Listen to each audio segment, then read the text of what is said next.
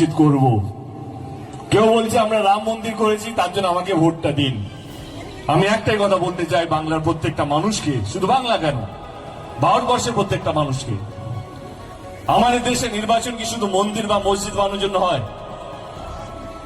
নির্বাচনটা আসলে হয় কে কতগুলো স্কুল করবে, হসপিটাল করবে, রাস্তাঘাট করবে, আপনাদেরকে ভালো রাখবে, আপনাদেরকে সুস্থ রাখবে এবং আপনাদেরকে যে এক রাখবে, এই নির্বাচনটা হচ্ছে সেই নির্বাচন।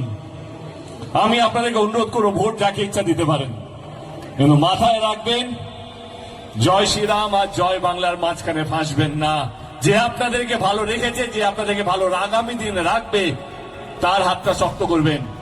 যেই দল আপনাদের পাশে ছিল, যেই দল আপনাদের পাশে আছে এবং যেই দল আপনাদের পাশে থাকবে, তারই জেতা উচিত। যেই দল ধর্ম দেখে কাজ করে সেই দলকে নয়, যাদের কাজটাই ধর্ম সেই দলটাই হাতটা শক্ত করুন। এবং আমি তৃণমূল কংগ্রেসের গত 12 বছরের সাংসদ, আমি এইটুকু আপনাদের কথা নিয়ে বলতে পারি, একটু দায়িত্ব নিয়ে বলতে পারি যে আমাদের দল ধর্ম দেখে কাজ করে না। আমাদের দলের পলিটিক্যাল বার্তালাপ, সত্য ও বিতর্কের কণ্ঠস্বর।